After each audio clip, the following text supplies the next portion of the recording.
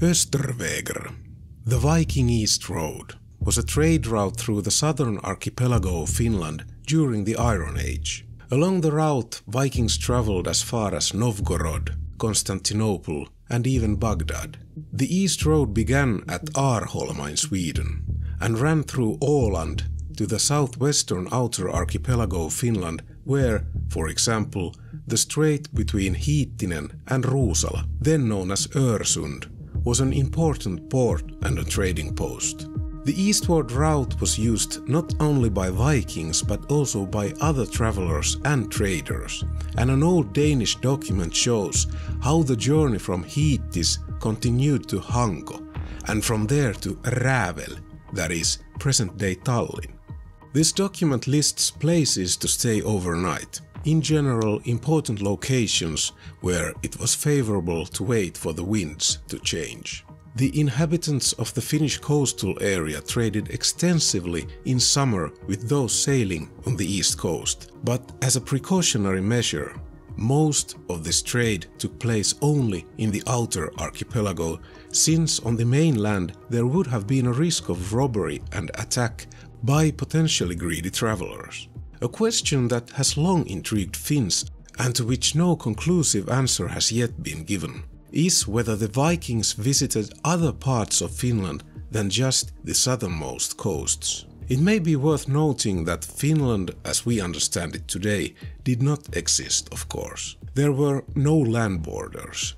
There was no single Finnish nation. We were a collage of tribes speaking different Finno-Ugric languages, and this is part of the reason why the idea of a poor Viking-era Finland inhabited from the outskirts is deeply rooted in the academy.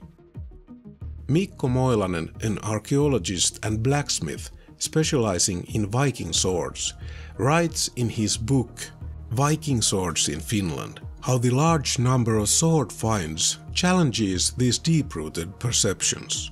The assumption that Viking swords in Finland were only acquired by village chiefs or otherwise wealthy individuals is simply wrong. The number of finds clearly indicates that others could have afforded swords too.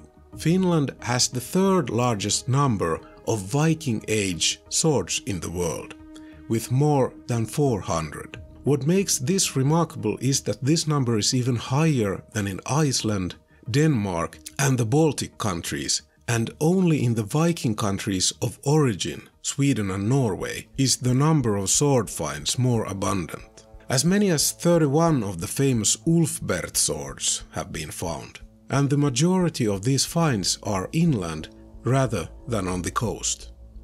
It should also be mentioned that the total number of Ulfberht sword finds worldwide is only around 170, of which 44 were found in Norway, so Finland's 31 finds are a very significant and important number. So, where did these swords come from? Barter or plunder? There are several mentions of military expeditions to Finland in the Scandinavian archives. A runestone, now destroyed, bears an inscription. Björn and Egulfrid erected this stone in memory of their son, Utrygg. He was killed in Finland. The sagas also mention on a couple of occasions extensive conflicts with the Finns. Words such as Finnar and Finlendingar are used about Finns. The saga of Olaf den Helige, dating from the 11,000s to the 12,000s, describes the exploits of the Norwegian king. He sailed with his army to the Finnish coast and continued his raiding expedition inland. In a valley called Herdalar, the Viking army was ambushed. According to the saga, the Finns attacked from the forest, from all directions, and Olaf lost many men in the retreat. The Finns forced the Vikings to flee along the coast, bringing bad weather upon them, much to the Vikings' chagrin. It should be mentioned that Icelandic legends often confuse the Finns and the Sami people. The Sami tradition included spellcasting, and the Viking people were well acquainted with this ability, as the relationship between the two peoples was active both in terms of bartering and the exchange of information.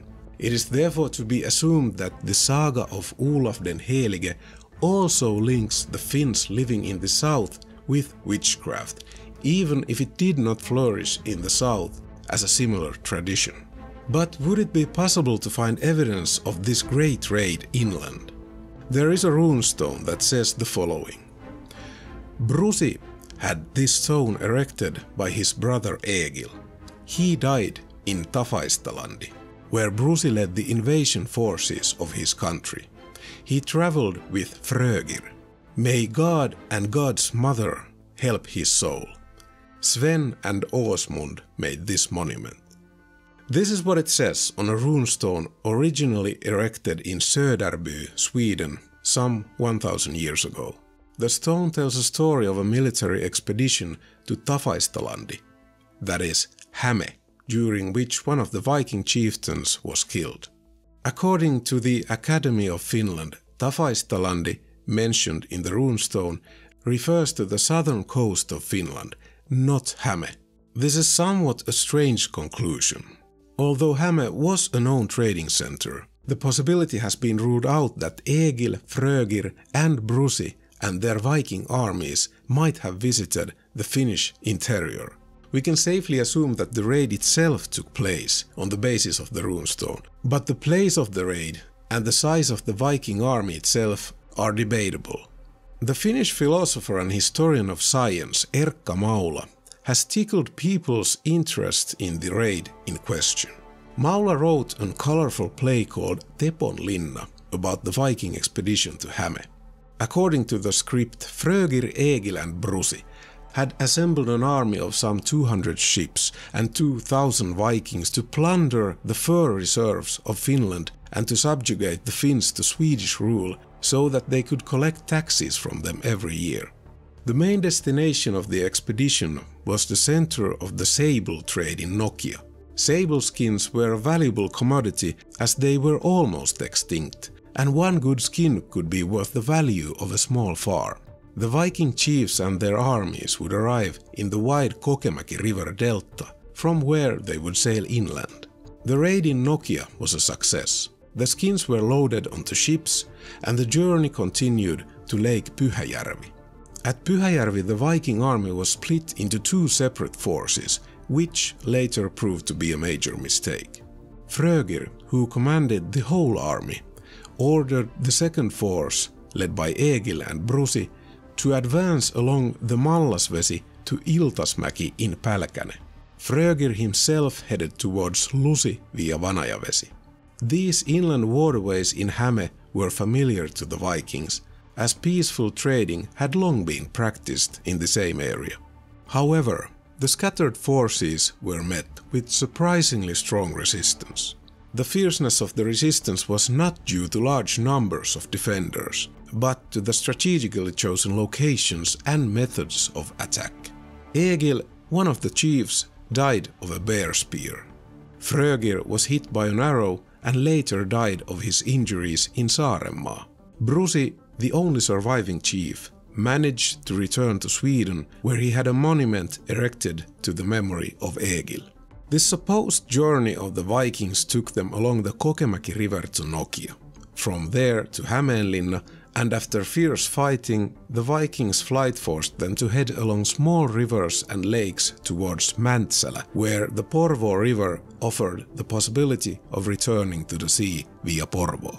In reality, it is not known what the purpose of Frögir's expedition was. It may even be that Olaf den Heliges and Frögir's journey are connected, as it is clear from the runestone that was erected that the chiefs of Frögir were Christians, and we also know that Olaf den Helige represented Christianity and its promotion.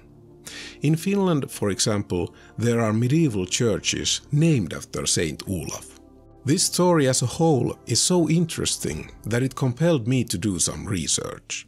It is true that so far no actual Iron Age battlefields have been found in Finland, but rather burial or sacrificial weapons. But Viking Age cemeteries are plentiful, and interestingly enough, some of the finds are concentrated along the imaginary route of the story. I don't know if anyone in Finland has considered the origin of the name Brusi or Brusila. Brusi is thought to be at least partly a variant of the name Ambrosius, which became widespread in Christianized Europe. I made the observation that in Finland both the place names and surnames Brusi and Brusila lie close to the route of the raid. Is this a coincidence or some old surviving tradition where the confusion caused during the Viking chief's escape has taken root in the family tree? In addition, the Ulfbert swords found in Finland follow the imaginary route of the raid from the Kokemäki River to Mäntsälä.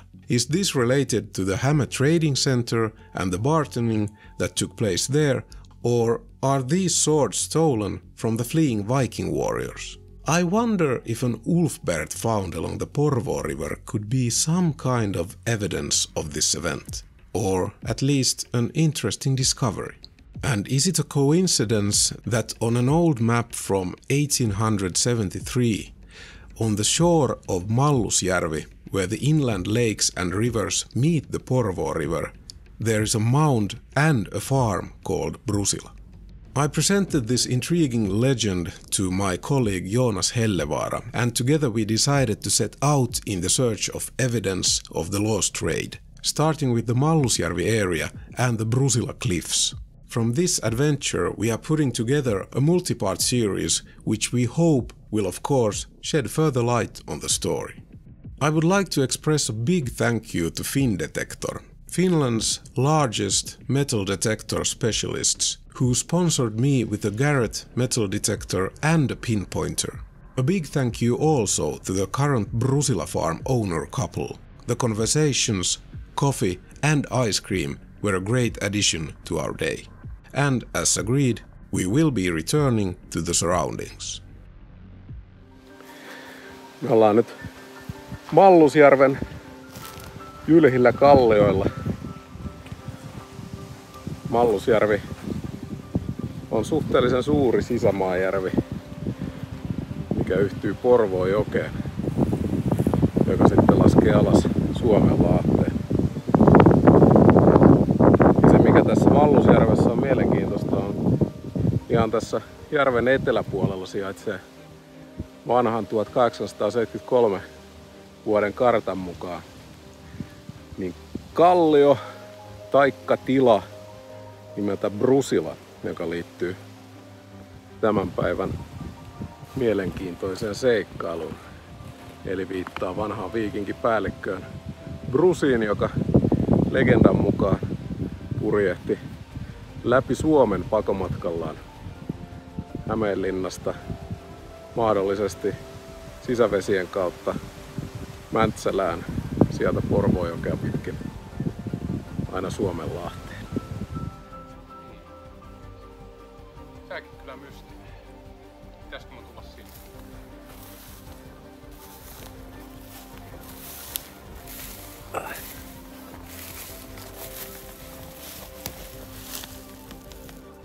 Mikä se on? Suoklöntti. Antako se Tuossa on kyllä mitä signaalia? rautaa. Joo, rautaa. Mutta on sen verran hapertunut, että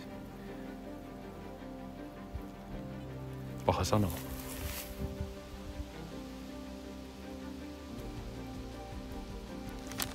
No niin Joonas, onks hyvä pähkinä?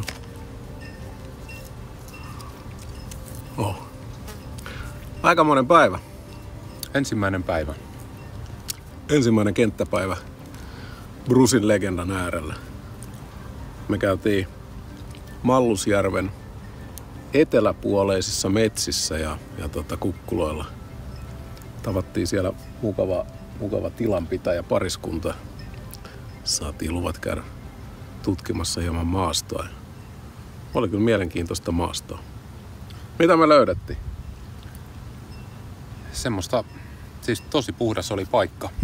Ei ollut mitään semmoista suurta liikehdintää ollut. Hevosen kenkiä, hevosen kenkänauloja. Granaatisirpale oli vähän erikoisempi löytö. Mietittiin, että kuinkahan pitkältä matkalta se sirpale on lentänyt sinne. Sitten taittoveitsi. Muutama 1920-luvun penni, kolikko. Mutta ei mitään niin historiallista, mitä lähdettiin hakemaan. Ei päästy kuin parhaimmillaan reilu 100 vuotta taaksepäin. Kyllä. Ajassa. Muutama luoti löytyy. Juu. Moderni luoti. Kyllä. Mut joo. Tässä olisi tarkoitus varmaan lähteä nyt sit jokea ylöspäin. Joo, täytyy katsoa, että miten tehdään.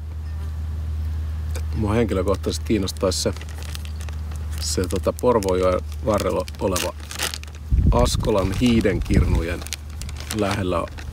Siellä on muutamia sellaisia jyrkkiä kalliorakenteita, jotka on varmasti herättänyt mielenkiintoa, jos siitä ohi ollaan isolla rykmentillä menty. Se, mikä tässä tällä hetkellä puuttuu, on tieto siitä, että kuinka leveä Porvoojoki on noin 1000 vuotta sitten ollut. Et se ei varmasti ollut niissä uomissaan, missä tällä hetkellä. Et todennäköisesti se on ollut leveämpi. Maa on kuitenkin ehtinyt nousta jo aika mukavasti tuossa 1000 vuoden aikana. Se, että jos saisi selville niitä mahdollisia rantautumispaikkoja, niin nehän olisi aika huikeita. Niin ja sit mä etsisin niinku siltä reitiltä just sellaisia hyvin lähellä sitä reittiä olleita tai Porvoojokea lähellä olleita korkeita maastonkohtia. Esimerkiksi se Askolan ne hiidenkirnun kalliot. Itse asiassa niiden kallioiden vastakkaiset kalliot on niinku todella huikeat. Eli just semmosia, mitä on mahdollisesti voinut näkyä siitä joelta. Juu, ne on ihan kiinni. Semmosia huomiota kiinnittäviä Kyllä. maanmuotoja. Joo. Tietysti mä en tiedä, haksahtaako tässä ajattelussa, jos tää on ollut pakoreissu, niin onkohan sellaisia muotoja niin kuin vältetty sen takia tai niistä on pyritty nopeasti ohi, koska mahdollinen hyökkäys niiden päältä olisi saattanut olla todennäköinen. En tiedä. No mut jos niissä on taistelua käytössä, sitähän se saattaa olla, että siinä on jouduttu vaikka jalkautumaan tai rymistelemään metsässä ja raahaamaan haavoittuneita. Lähdetäänkö kanootilla katsomaan semmosia? Eikö mä mietin vaan just sitä, että pitäisiköhän meidän lähteä sitä jokea pitkin menemään. Se olisi kyllä aika kova juttu, koska sit sulla on niinku ensikohtainen näkemys siitä, että mikä näyttää ja miltä. Juu. Se olisi kyllä tosi hieno juttu. Mut joo, oli kyllä antoisa päivä. Joo, maanomistajat oli kyllä siis todella vieraanvaraisia. Todella suuri kiitos siitä, että saatiin lupa käydä. Juu, ja sekä monen hehtaarin alueet, niin se on kyllä aina kiva harrastaa, jos on samanhenkistä porukkaa. On ja uskomattoman vieraanvaraisia, että kahvit ja jäätelöt tarjottiin. Ai että, teki nannaa päivän jälkeen. Ei kai tässä tällä erää. Me jatketaan reissua. Brusia ei vielä löytynyt. Brusin legenda elää edelleen. Merkkejä ryöstöretkestä. Kyllä. Katsotaan mihin päädytään. Ja.